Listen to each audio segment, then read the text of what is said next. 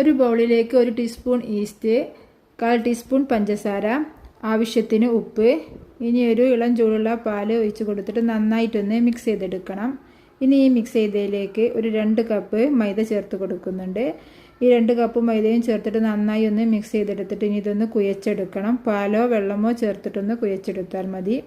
ഇനി ഈ രീതിയിലൊന്ന് കുഴച്ചെടുത്ത് വരുമ്പോൾ ഇതൊരു 3 മണിക്കൂർ സമയമെങ്കിലും റെസ്റ്റ് ചെയ്യാൻ വേണ്ടി വെക്കണം. ഇതിപ്പോൾ ഇവിടെ ഒരു 3 മണിക്കൂറായിട്ടുണ്ട്.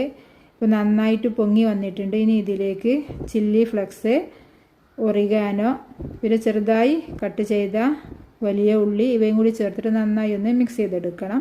ഇനി ഇത് ചൂടായ ഓയിലിലേക്ക് ഇട്ടിട്ടൊന്ന് ഫ്രൈ ചെയ്തെടുക്കുന്നുണ്ട്. ഇതുപോലെ തിരിച്ചു മറിച്ചൊക്കെ ഇട്ടിട്ട് നന്നായിട്ടൊന്ന് ഫ്രൈ ചെയ്തെടുക്കണം. നല്ലൊരു അടിപൊളി സ്നാക്സാണ്. വൈകുന്നേരത്തെ ചായക്കടിക്കൊക്കെ ഉണ്ടാക്കാൻ പറ്റിയൊരു സ്നാക്സാണ്. എല്ലാവരും ഒന്ന് ട്രൈ ചെയ്ത് നോക്കുക. പെട്ടെന്ന് തന്നെ ഫ്രൈ ആയി വരുന്നുണ്ട്. ഇത് നിങ്ങൾക്ക് നിങ്ങൾ ചട്നിയുടെ കൂടെയോ അതല്ലെങ്കിൽ കെച്ചപ്പിൻ്റെ കൂടെയോ എങ്ങനെ വേണമെങ്കിലും കഴിക്കാം. ഞങ്ങളിവിടെ കെച്ചപ്പിൻ്റെ കൂടെയാണ് കഴിച്ചിട്ടുള്ളത്. അപ്പോൾ എല്ലാവരും ഒന്ന് ട്രൈ ചെയ്ത് നോക്കുക. ഇഷ്ടപ്പെട്ടാൽ എല്ലാവരും വീഡിയോ ഒന്ന് ലൈക്ക് ചെയ്യുക.